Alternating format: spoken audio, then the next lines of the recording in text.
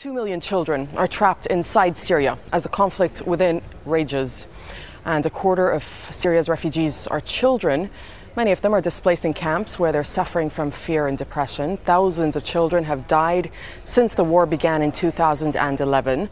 And the UN says there have been cases where children have been tortured and executed.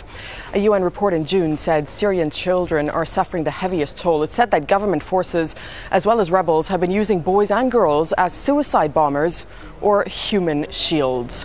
Well, for more on this, we're joined by Leila Zerrougui, who's live from Lebanon's capital, Beirut. Leila is the United Nations representative on children and armed conflict. Very good to have you with us on Al Jazeera, Leila. Now, the UN recently said that the conflict in Syria, in fact, has caused the world's worst refugee crisis since the Rwandan genocide, and we hear that a quarter of Syria's refugees are children.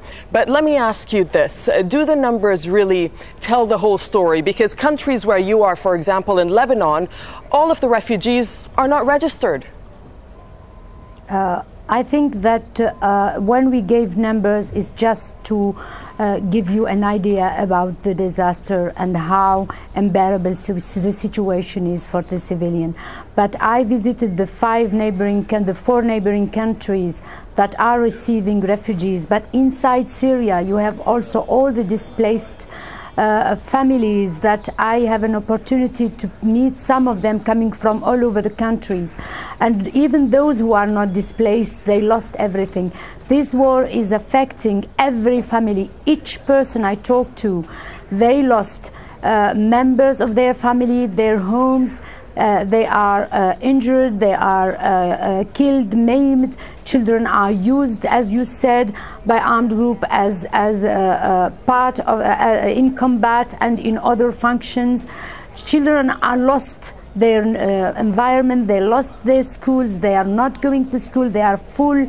Those who are desperate or full of anger and would like to see revenge. And they will not have the access to school, which means a future generation, if these conflicts continue, will be illiterate and also exposed to radicalization. Right. So I think that everyone is affected in Syria. And you've also visited children outside of Syria as well. Yes, in the four neighboring countries. In Jordan, I visited Zaatari, Zerqa and other places, and even community. I did the same in Turkey, particularly in Gaziantep. And also I visited in Iraq, in Kurdistan, and in Lebanon, in the community, in Al-Biqa, in Al-Hilwa. This conflict is affecting the Syrian and the Palestinian alike. So what is the best way, Leila, for NGOs, for the United Nations to help the children and the refugees deal with the effects of war and displacement? I think they are ready. They are ready. They would like to do. They are asking for more access. They are asking for more funding. So the most important is, first of all, to ensure that the access is provided to the humanitarian, United Nations, and also NGOs. But also we provide the funding for schools, for example, for education. We all hear about Malala calling for education for children. The children of Syria are affected. They need to go to school. There is no enough space everywhere for them, inside and outside. 4,000 schools have been destroyed. About 667 are now used as shelter.